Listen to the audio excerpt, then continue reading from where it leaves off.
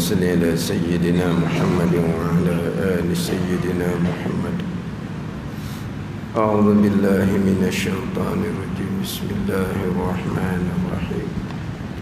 الحمد لله رب العالمين، والصلاة والسلام على سيد المرسلين وعلى آله وصحبه أجمعين.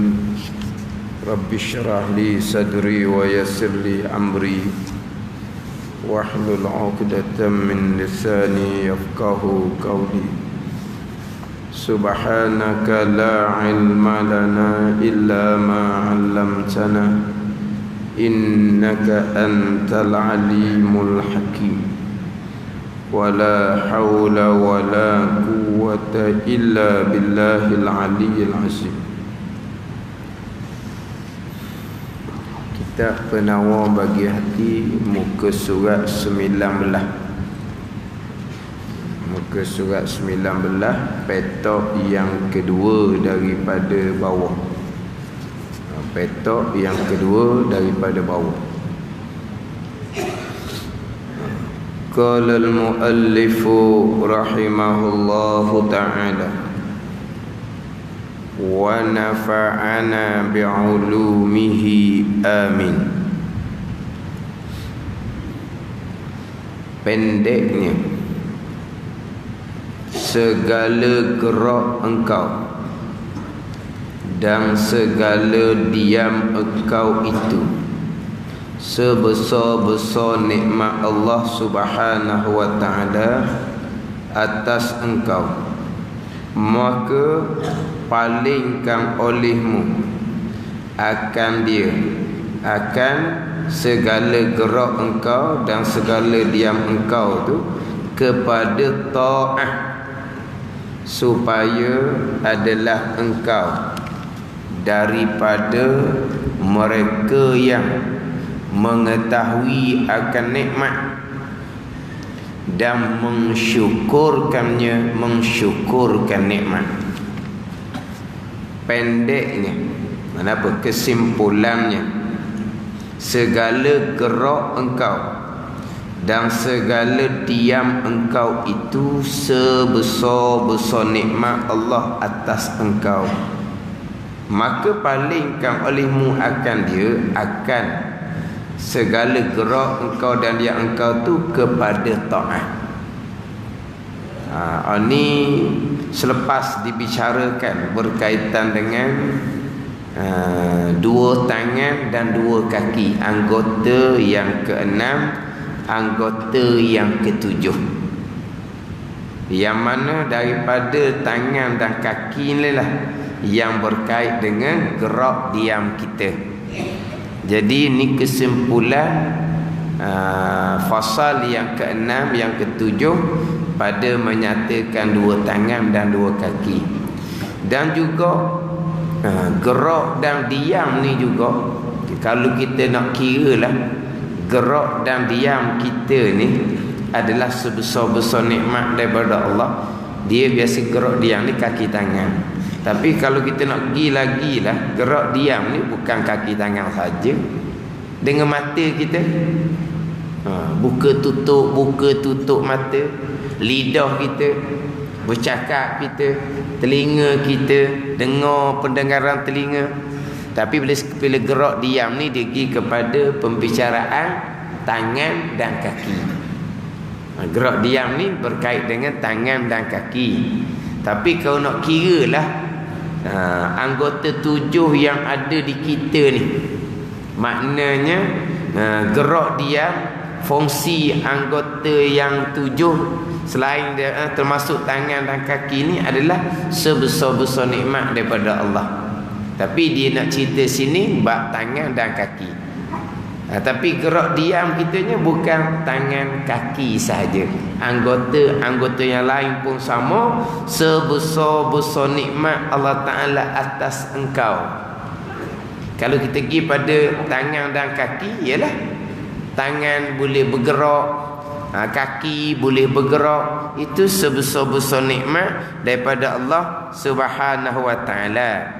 Ini antara nikmat yang besar daripada Allah. Yang mana kita maklumlah nikmat yang paling besar sekali adalah Islam dan iman. Itu nikmat yang paling besar sekali. Islam dan iman, kemudian ihsan untuk sempurna Islam dan iman. Itu nikmat yang paling besar sekali. Bukan gerak, diam, tangan, kaki. Tapi kita cerita hak zahir ni, cerita hak zahir. Tapi memang hak paling besar iman dan Islam. Itu nikmat yang paling besar.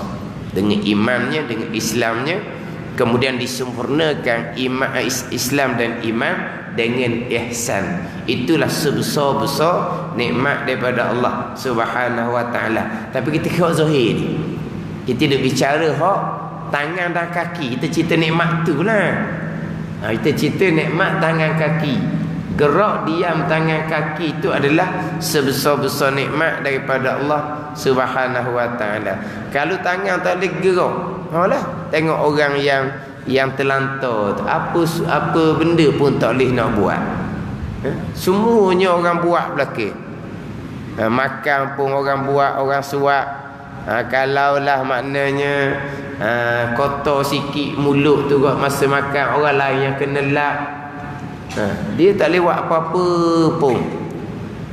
Maknanya akal comel, akal sedar molek, tapi tangan tak boleh gerak, kaki pun tak boleh gerak.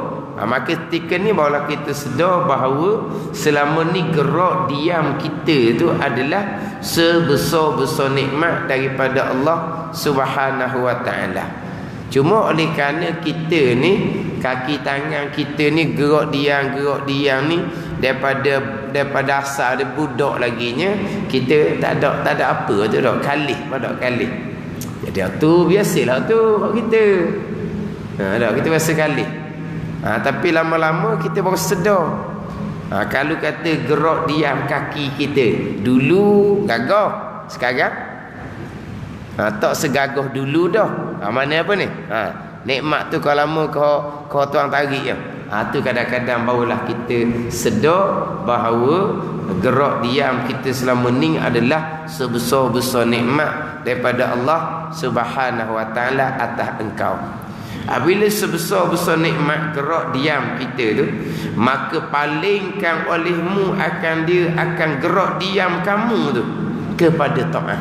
Paling dengan makna kita guna, kita retah segala gerak diam kita tu kepada taat.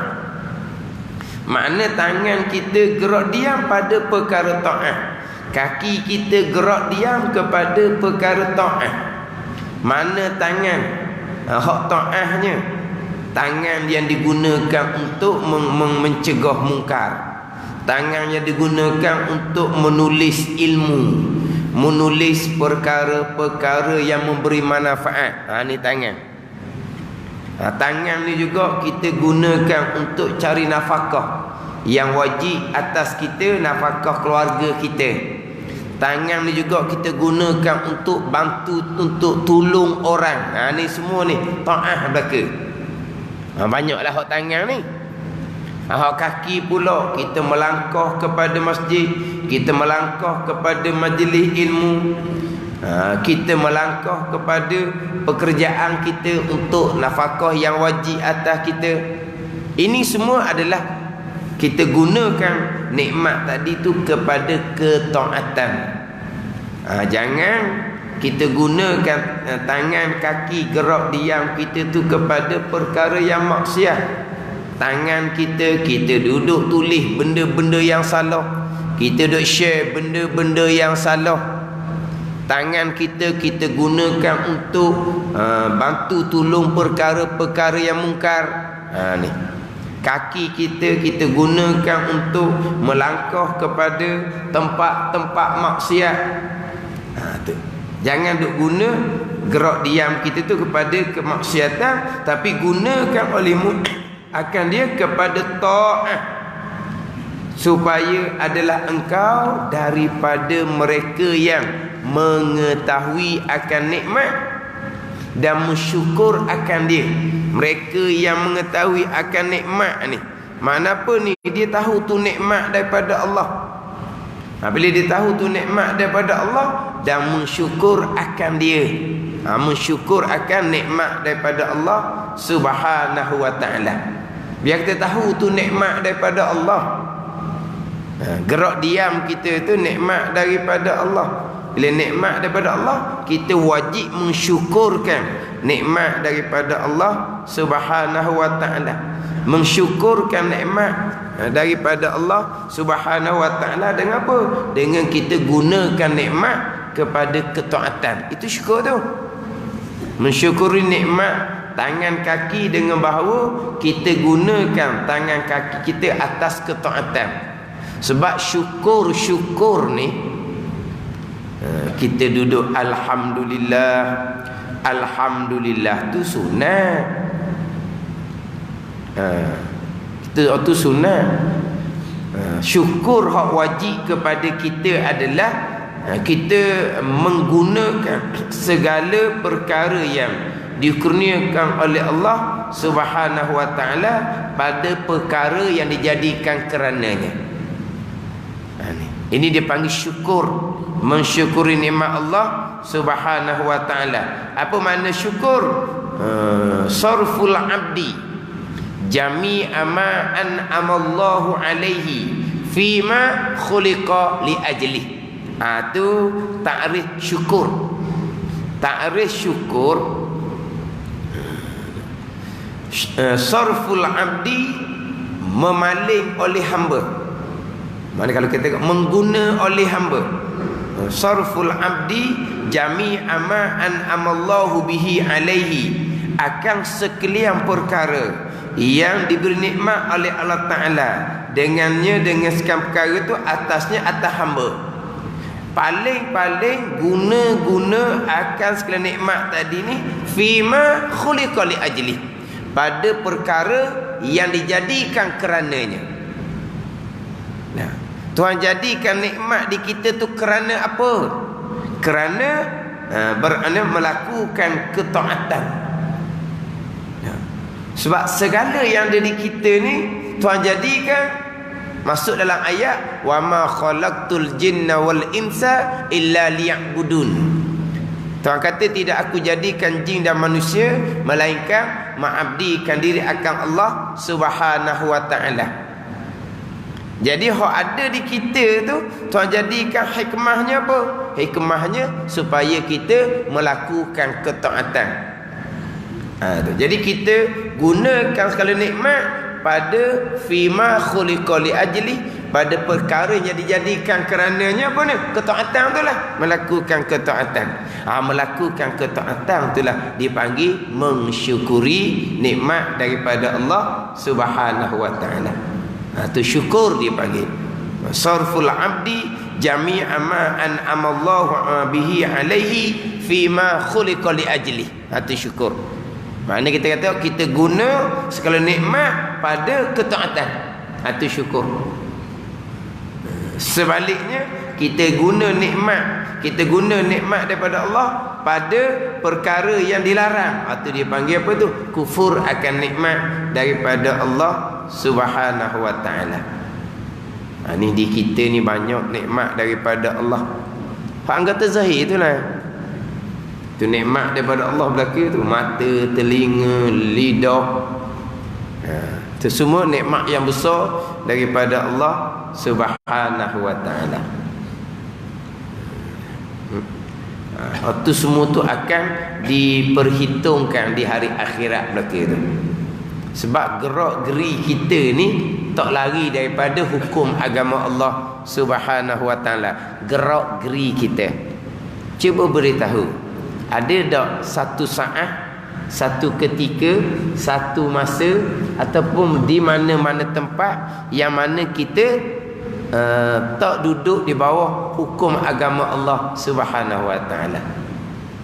Ada tak satu saat, satu ketika, ada tak pada satu tempat yang mana tidak berkait dengan hukum Allah Subhanahu wa ta'ala?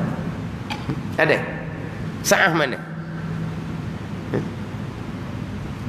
Saat ketika berak pun tak lepas daripada hukum agama Allah Subhanahu wa ta'ala. Tak lepas. Tika mana lagi? Ibu goyang. Dia ada hukum hakam belaka tu. Nak qada hajat tu nah, sebut berok, kasar, qada hajat. Tika qada hajat tu. Ada hukum hakam dia belaka tu. Ada hukum hakam dia. Hak haram pun ada. Ada. Lepas tu hak sunnah pun ada di situ. Ini ada hukum hakam belaka. Tak ada. Mana ni? Satu saat, satu ketika, satu tempat, satu keadaan yang mana saat ni okey, bebas sekejap. Tak ada hukum. Tempat ni bebas sekejap. Tak ada hukum. Ada? Tak ada. Mana gerak geri kita ada hukum belaka. Dan macam mana tu gerak geri kita ada hukum belaka? Itu balik kepada ilmu lah. Sebab tu kita ni susung daripada 7 anggota zahir ni. 7 anggota zahir ni. Hak sepatutnya kita guna kok mana, hak kita dilarangnya kok mana. Ni hak anggota kita zahir. Like, nanti kita akan pergi pula pada persoalan hati. Hak tu lebih sukar. Sebab hati tu di dalam. Hak kat luar dulu ni. Dengan mata kita, dengan telinga kita. Hak paling besar sekali lidah kita. Tu hak paling besar sekali. Lidah kita tu hak paling besar sekali. Tak orang nak masuk Islam kan? Mengucap 2 kalimah syahadah dengan lidah. Hak tu paling besar sekali. Lidah hak paling besar sekali. Dengan perut kita, dengan kemaluan, dengan tangan, dengan kaki. Semua tu akan dipersoalkan oleh Allah Subhanahu wa taala. Jadi kita kena gunakan gerak diam kita tu pada ketaatan supaya kita ni orang yang mengetahui akan nikmat dan mensyukur akan nikmat. Kita macam tak tahu tu nikmat daripada Allah Subhanahu wa taala. Biar kita tahu kok tu nikmat daripada Allah. Bila kita tahu, kita pun mensyukur akan nikmat daripada Allah Subhanahu wa taala. Maka diharap apabila kita mengetahui itu nikmat, apabila kita mensyukurkan nikmat daripada Allah, maka diharap berkekalan nikmat itu pada engkau. Kenapa? Kerana syukur itu pengikat bagi nikmat dan sebab bagi bertambah nikmat. Jadi syukur tu kita gunakan nikmat pada ketaatan itulah pengikat, seolah-olah pengikat bagi nikmat tu. Dan sebab bagi bertambah nikmat. La in syakartum la azidannakum, tu kan. Syukur nescaya kami akan tambah rezeki, kami akan tambah akan dikau. Jadi kita mensyukur nikmat itulah seolah-olah menjadi pengikat bagi nikmat dan juga sebab bagi bertambahnya nikmat Allah, bertambahnya kebajikan di dunia dan bertambah kebajikan di hari akhirat. Sebaliknya, dan jangan engkau palingkan, jangan engkau gunakan, jangan engkau palingkan, jangan engkau gunakan segala gerak dan diam engkau itu kepada maksiat. Jangan kita palingkan, gunakan segala gerak dan diam engkau itu kepada maksiat. Sini tadilah tangan dan kaki dan juga anggota-anggota yang lain. Kenapa? Supaya jangan ada engkau daripada mereka yang kafir akan nikmat. Artinya erti kafir akan nikmat ni tiada syukur akan nikmat. Wala in kafartum inna azabi la syadid. Jikalau engkau kufur, bahawa sesungguhnya azab Allah sangat pedih, sangat bersangatan. Jadi kafir ni kafir akan nikmat, kufur nikmat dia panggil. Bila kita tidak mensyukuri nikmat Allah dengan bahawa kita menggunakan segala nikmat gerak diam kita tu pada maksiat, berarti kita kufur akan nikmat Allah Subhanahu wa taala. Dipanggil apa? Kafir nikmat. Kafir nikmat. Kufur nikmat. Kufur nikmat contohnya dalam hadis itu. Hak masyhur hadis itu. Man taraka salata muta'ammidan faqad kafara jiharan. Sesiapa yang meninggalkan sembahyang dengan sengaja, sesiapa meninggalkan sembahyang sengaja, faqad kafara jiharan, maka sesungguhnya kafir ia terang-terang. Kafir apa situ? Kafir nikmat. Ini mazhab Syafi'i kita. Kafir nikmat, bukan kafir agama. Tapi kalau mazhab Hambali, kafir apa? Kafir murtad agama itulah, wal iazabillah. Itu kalau mazhab Hambali. Kalau mazhab Syafi'i dia panggil kafir nikmat. Orang ni orang tidak mensyukuri nikmat Allah Subhanahu wa taala. Macam-macam nikmat Allah yang Allah Taala kurniakan, tiba-tiba tak semayang. Ada panggil dia orang kufur nikmat Allah Subhanahu wa taala. Tinggal semayang muta'ammidan, mudah-mudah je, sengaja-sengaja je tinggal semayang. Tapi kalau mazhab Hambali, muta'ammidan tu tinggal semayang dengan sengaja, faqad kafara jihara, kafir terang-terang, kafir agama, jatuh murtad dia. Muta'ammidan sengaja tu termasuk ketika sakit. Tu muta'ammidan tu. Orang sakit kan, dia ngelok, dia buat alasan, kita bukan sengaja tak ambil semayang, sakit sengaja.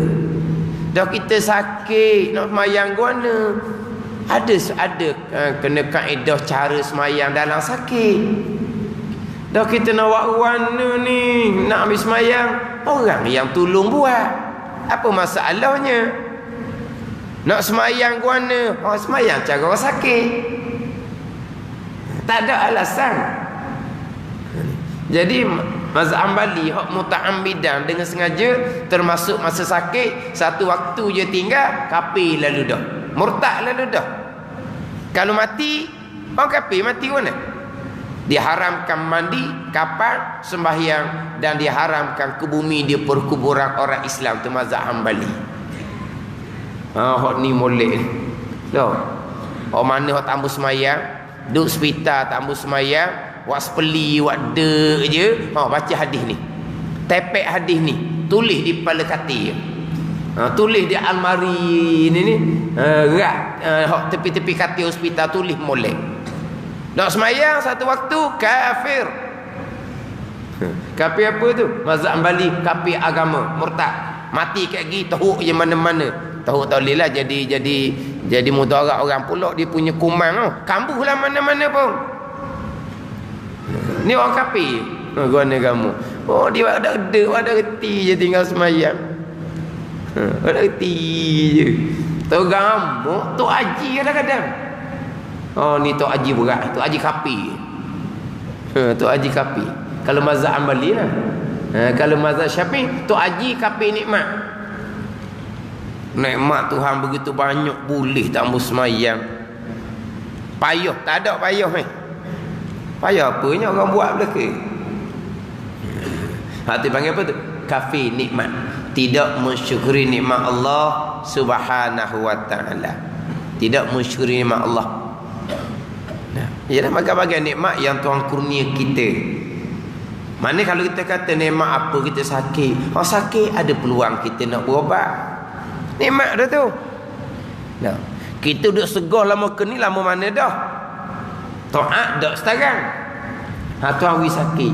Tuan wi sakit pula, tuan wi peluang pula nak berobat. Tuan peluang pula nak berobat. Itu nikmat yang besar daripada Allah Subhanahu wa taala. Bukan sakit duduk diam, tak ada jalan nak berobat, bukan. Itu semua adalah nikmat daripada Allah. Tiba-tiba tidak mensyukuri nikmat Allah Subhanahu wa taala dengan bahawa dia gunakan gerak diam dia tu pada maksiat. Mana maksiat? Sebesar-besar maksiat adalah meninggalkan sembahyang. Sebesar-besar ketaatan gerak diam pada mendirikan semayang tiang agama. Gerak diam dia nak semayang tu dalam keadaan ada sedikit kesukaran lebih besar pahala daripada gerak diam orang semayang hak mudah. Nah, afdalul amal asyakkuha kan. Selebih-lebih amal hak payah tu lah. Hak payah tu. Tapi taklah payah mana sebab cara pula jadi kau mudah, kau longgar. Tak boleh setara ni buat gini pun tak boleh. Buat lagi hak lebih mudah. Kau mudah. Tiba-tiba kita tidak gunakan nikmat kita pada ketaatan, kepada maksiat pula, itu dipanggil orang yang kafir akan nikmat Allah Subhanahu wa taala. Apabila kafir akan nikmat Allah, dia tidak mensyukuri nikmat Allah, maka sebab bagi ditanggalkan nikmat itu, Tuhan cabut nikmat, Tuhan tarik balik nikmat, dan sebab bagi seksa yang bersangatan. Bila ni seksa yang bersangatan ni?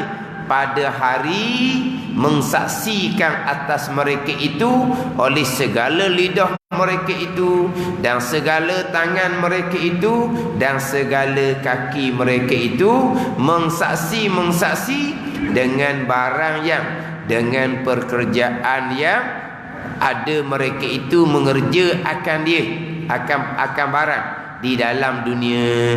Apa barang yang mereka kerjakan? Daripada segala kejahatan. Tidak mensyukuri nikmat Allah Subhanahu wa taala, Tuhan akan tarik nikmat. Kalau Tuhan tak tariklah diri nikmat tu, Tuhan tarik keberkatan nikmat tu.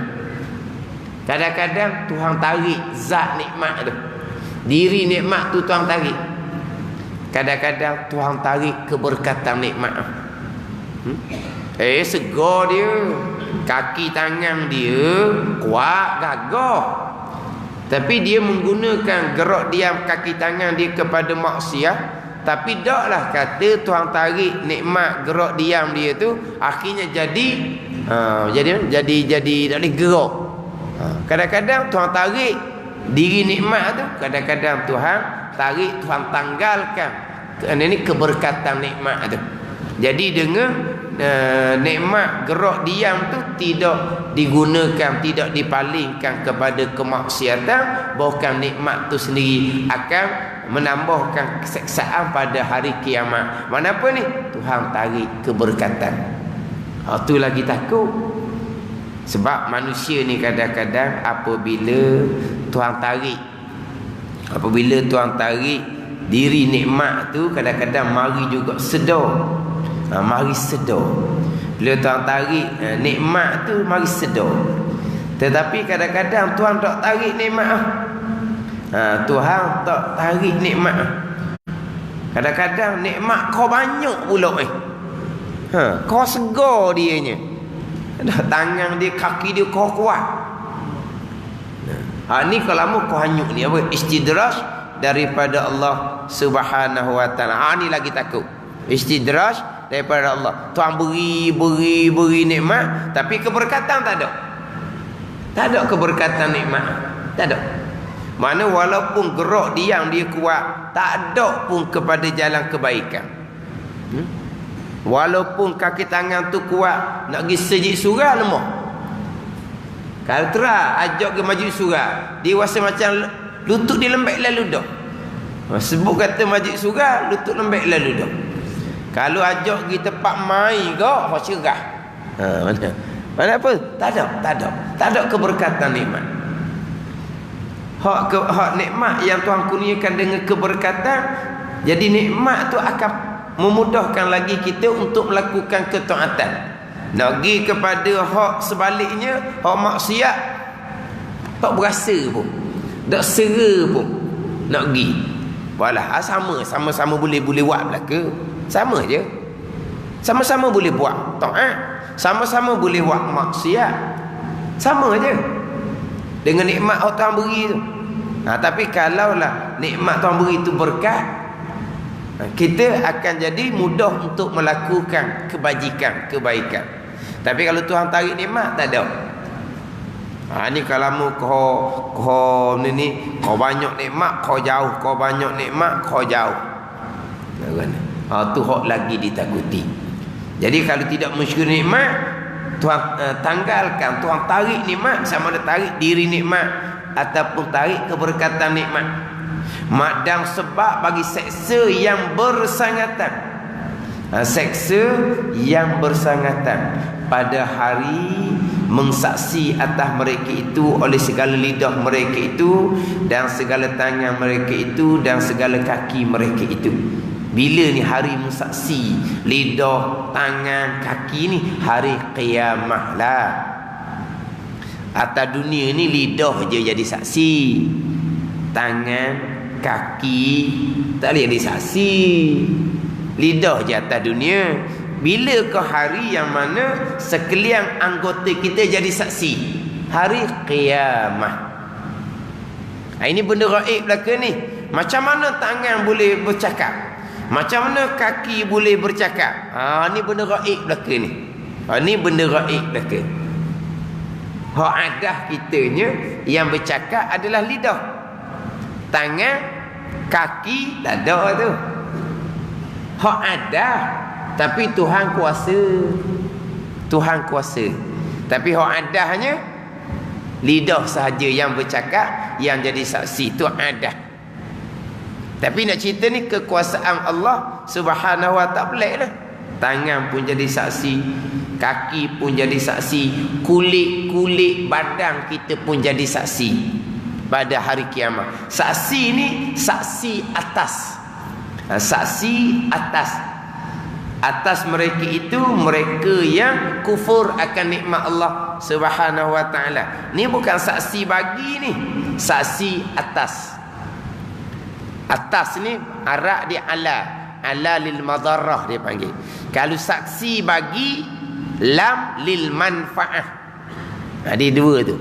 Saksi atas satu, saksi bagi satu. Aku tengah jibak saksi lah. Saksi atas ni saksi pendakwa. Tahu? Saksi bagi, saksi pembela. Saksi bagi ni saksi yang menolong kita. Saksi yang beri manfaat pada kita. Saksi atas, ni saksi honja kita lah. Hak memudaratkan kita. Kita ngaji bab saksi kan. Ibu bapa diterima penyaksian atas anak, tidak diterima penyaksian bagi anak. Kalau ibu bapa jadi saksi atas anak, saksi yang tu diterima. Kalau ibu bapa jadi saksi bagi anak, saksi ibu bapa tidak diterima. Saksi atas macam mana? Saksi pendakwa lah. Jadi mak ayah jadi saksi, anak dia mencuri. Tu saksi tu diterima. Sebaliknya, mak ayah jadi saksi nak bela. Apabila anaknya dikatakan mencuri pada masa sekian, marilah mak ayah dia, saya jadi saksi pada masa sekian tu duduk rumah dengan saya saksi tu tidak diterima, kena cari saksi lain. Kan tak? Sekarang ni kecurian tu pukul tu, tiba-tiba mak ayah dia mari menyaksi, jadi saksi bahawa pukul tu masa tu anak saya duduk rumah. Siapa saksinya? Sayalah mak, sayalah ayah. Tu cari saksi lain. Mak ayah ni dia anak punya pasal ni, dia sanggup jadi saksi pembohong. Terkadang, tak semestinya. Terkadang sanggup jadi saksi pembohong. Tu kabair, dosa besar tu. Saksi pembohong itu kabair, dosa besar. Adakah dia semestinya bohong? Tak. Tapi kena cari saksi lain yang mengesahkan bahawa pada masa tu memang dia berada di rumah dengan mak ayah kita. Ada apa? Semata-mata nak pakai saksi bagi anak oleh ibu bapa, tak boleh. Kalau saksi atas boleh? Ada. Ini saksi atas satu, saksi bagi satu. Ni saksi apa ni? Saksi atas. Tadi kufur akan nikmat Allah Subhanahu wa ta'ala. Lidah jadi saksi atas, tangan pun jadi saksi atas, kaki pun jadi saksi atas. Nak lari kok mana lagi? Dan ayat yang terdahulu dalam bab pembulaan bicara hak anggota tu, hak ayat al-yauma nakhtimu ala afwahihim tu, kami akan mencopkan lidah-lidah tu. Dialah lidah ni terkadang ditutup, terkadang lidah ni menjadi saksi. Sebab nak cerita bukan sebetulnya lidah senyap semata-mata. Lidah mana yang ditutup ni? Lidah yang nak jadi saksi, nak bela, nak pergi cerita kod lain. Ataupun lidah jadi saksi atas, tu jadi lidah akan jadi saksi atas. Saksi nak menolong ni. Dia kata, padahal ya, tangan pun kata ya, kaki pun kata ya. Hak tu lidah akan ditutup. Tapi nak cerita dah yang lain, sekalian anggota kita dengan kulit-kulit kita pun akan jadi saksi pada hari akhirat. Saksi atas dengan barang yang ada mereka itu. Mereka itu ni yang mengkufuri nikmat Allah Subhanahu wa ta'ala. Dengan barang yang, dengan pekerjaan yang ada mereka itu mengerjakan dia di dalam dunia. Itu kata hari itu hari kiamat, hari akhirat. Apa barang yang dikerjakan daripada segala kejahatan. Apabila mengkufuri nikmat Allah Subhanahu wa ta'ala. Selesai cerita hak berkaitan dengan tangan dan kaki, nikmat yang besar daripada Allah Subhanahu wa ta'ala. Dan ketahui olehmu bahawasanya memelihara segala anggota yang 7 ini. Mana? Mata, telinga, lidah, perut, faraj, tangan dan kaki ni, 7 anggota zahir ni, daripada segala kejahatan. Pelihara daripada segala kejahatan, dan memakainya dan menggunanya, dan memakainya dan mengguna segala anggota 7 pada segala kebajikan. Tiada sempurna keduanya melainkan dengan membersihkan akan raja segala anggota yang 7 daripada segala perangai, daripada segala sifat yang dicela pada syarak. Nak pergi kepada bicara hak raja kepada 7 anggota. Mana raja dia? Hati. Jadi nak cerita hak zahir, lepas tu cerita pula hak raja dia, hak hati. Tak akan sempurna nak cerita hak zahir saja, kena cerita sampai ke hak raja kepada hati. Tapi hak raja pun tak jadi juga, kena jaga ni hak anggota kaki tangan. Kaki tangan ni kena kira lah. Kena kira dengan kapal kaki tangan. Jadi apabila comel kaki tangan, maka comellah rajanya. Makna apa? Kedua-dua tu kena pelihara belaka. Jadi tak akan sempurna kira hak nak pelihara zahir saja. Nak sempurna kena pelihara pula hak dalam tu, hak raja, hak hati. Ketahui olehmu bahawasanya yang pertamanya memelihara segala anggota yang 7 ini daripada segala kejahatan. Yang pertama. Dan memakainya. Dan memakai itu atas pada memelihara. Yang pertama, ketahui olehmu bahawasanya memelihara segala anggota yang 7 ini daripada segala kejahatan. Satu. Yang keduanya, dan memakainya dan menggunanya. Mana apa? Ketahui olehmu bahawasanya memakainya, mengguna segala anggota 7 daripada segala kebajikan, tiada sempurna keduanya melainkan dengan membersihkan akan rajanya. Tapi dimulakan dengan memelihara anggota yang 7 daripada segala kejahatan. Barulah pergi kepada memakai dengan bahawa menggunakan segala anggota 7 pada segala kebajikan. Dia dahulukan pelihara daripada kejahatan dengan menggunakan pada kebajikan. Sebab apa? Sebab lebih sukar kita nak pelihara anggota 7 daripada kejahatan. Kadang-kadang mudah kita guna anggota 7 pada kebajikan. Mana apa? Mudah kita nak mengaji Quran. Itu panggil apa? Mengguna anggota yang 7 pada kebajikan. Mana dia guna lidah dia pada baca Quran, pada berzikir. Mudah je. Tetapi nak memelihara lidah daripada mengumpat, mana mudah antara menggunakan lidah pada kebajikan, contohnya baca Al-Quran, dengan memelihara lidah daripada kejahatan, contohnya mengumpat. Mana mudah? Mudah memakai anggota 7 pada kebajikan nak banding dengan memelihara daripada kejahatan. Sebab tu dimulakan dengan memelihara anggota 7 daripada segala kejahatan. Bahkan dalam kitab kita ni mensyukuri nikmat 7 anggota dengan bahawa tidak memelihara 7 anggota daripada melakukan perkara dilarang. Di situ waktu walaha dia mensyukuri ni 2. Yang pertama, pelihara daripada kejahatan, guna pada kebajikan. Itu dia panggil syukur. Dia 2 syukur ni. Pelihara daripada kejahatan, guna pada kebajikan. Tapi anggota 7 yang terdahulu, kebanyakannya dia hanya sebut satu saja. Pelihara daripada kejahatan, pelihara daripada yang dilarang, pelihara lidah daripada berkata-kata yang dilarang, pelihara telinga daripada mendengar perkataan yang dilarang, pelihara perut daripada makan makanan yang haram, pelihara faraj daripada melakukan perkara yang diharamkan. Dia guna tu je sah.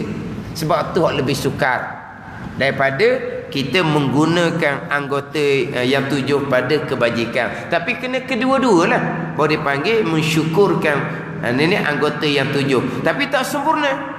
Pelihara 7 anggota daripada kejahatan, guna 7 anggota pada kebajikan, tidak sempurna keduanya, melainkan dengan memeliharakan akan raja segala anggota yang 7, yakni hati, membersih daripada segala perangai yang dicela pada syarak. Mana contohnya seperti riya dan takabur dan dengki dan kikir. Kikir kedekut lah. Kita kikir ni, kikir mata gaji, you know. Mata gaji tu kan, orang kata asal orang kikir lah orang panggil. Ini kikir ni kedekut. Dan lainnya. Nak pergi pula kepada ni 10 sifat mazmumah dalam kitab kita ni. Nak bicara pula 10 sifat mazmumah terlebih dahulu. Kemudian barulah cerita pula dengan 10 sifat mahmudah. Sebagaimana hak zahir, pelihara daripada kejahatan, guna anggota pada kebajikan. Hati pun sama, bersih daripada sifat yang dicela pada syarak. Kemudian hiasi hati pula dengan sifat yang dipuji pada syarak. Dia sama je. Zahir anggota 7 dengan hati sama je. Zahir anggota 7, pelihara daripada kejahatan, guna pada kebajikan. Hak hati pula bersih daripada sifat mazmumah, hiasi dengan sifat mahmudah. Dia gitu. Faham tak? Hak zahir anggota 7, pelihara daripada kejahatan. Hak hati bersih daripada sifat mazmumah. Hak zahir pula guna anggota zahir pada kebajikan. Hati hiasi hati dengan sifat kepujian. Ada. Hak ni kita kena pelihara daripada kejahatan dulu. Kita kena bersih hati daripada sifat dicela dulu, barulah nak cerita nak buat benda yang baik. Lepas tu dia pantang. Kalau cerita bab berobat, pantang dengan berobat lebih baik pantang daripada berobat. Faham tak? Lebih baik pantang daripada berobat. Tapi kalau pantang pun ya, berobat pun ya, lagi baik. Tapi kalau berobat pantang pun tak faedah. Ada ni. Kita amal tak banyak tapi maksiat tak buat. Lebih baik daripada buat amal, maksiat pun buat juga. Hak baiknya tak buat maksiat, banyak buat amal. Itu baik. Tapi kalaulah amal tak banyak tapi maksiat pun tak buat, lebih baik daripada banyak buat amal, banyak buat maksiat. Dia lebih baik pantang daripada kita berobat. Pantang daripada perkara kejahatan, lebih baik daripada kita buat kebajikan. Tapi ni cerita hak sunat-sunat, jangan pergi hak amal wajib ni. Faham tak? Jangan salah faham ni. Ya. Tapi naknya kedua-dua. Pantang pun ya, hak bisa-bisa tak makan. Berobat pun ya. Hak tu hak terbaik. Tapi hak payahnya, pantang lebih payah daripada berobat. Faham tak? Kalau bau nak makan obat, kita boleh makan obat.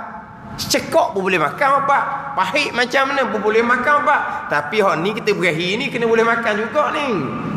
Hak kita berahi tu tak boleh makan, suruh pantang. Tak ada guna hidup. Tak ada guna hidup. Benda kita berahi, tiba-tiba tak boleh makan, awak kena pantang. Hak ni bisa, tak ada guna hidup. Ada ke guna? Kalau suruh makan obat ana pun kita boleh makan, tak masalah. Tapi hak bisa pun boleh makan juga. Jadi gitu. Jadi hak zahir pelihara daripada kejahatan, guna pada kebajikan. Hak hati pun bersih hati daripada sifat yang dicela, kemudian barulah dalam kitab kita susuli dengan hiasi dengan sifat yang terpuji, dikendaki dengan rajanya itu, iaitu hati. Itu raja kepada 7 anggota. Jadi selesai bicara 7 anggota, ini nak masuk pada pembicaraan bab hati. Kitab yang kedua pada menyatakan qalbun, artinya arti qalbun jantung, dan padanya 10 bab pada mengandung akan sifat kecelaan yang 10. Ini kitab yang kedua pada menyatakan 10 sifat kecelaan. Kemudian barulah disusuli dengan kitab yang ketiga pada menyatakan 10 sifat kepujian. Kitab yang pertama pada menyatakan 7 anggota, selesai dah bicara pelihara berkaitan dengan 7 anggota zahir. Wallahu a'lam. Bismillahirrahmanirrahim. Alhamdulillahirabbil alamin. Wassalatu wassalamu ala sayyidil mursalin wa ala alihi wa sahbihi ajma'in. Allahumma ftah alaina futuhal arifin. Allahumma allimna ilma akadamin wa fahimna famas sabiqin warzuqna riqat talibin. Allahumma zidna ilman wa alhiqna bis salihin. Wa sallallahu ala sayyidina Muhammadin wa ala alihi wa sahbihi wa sallam.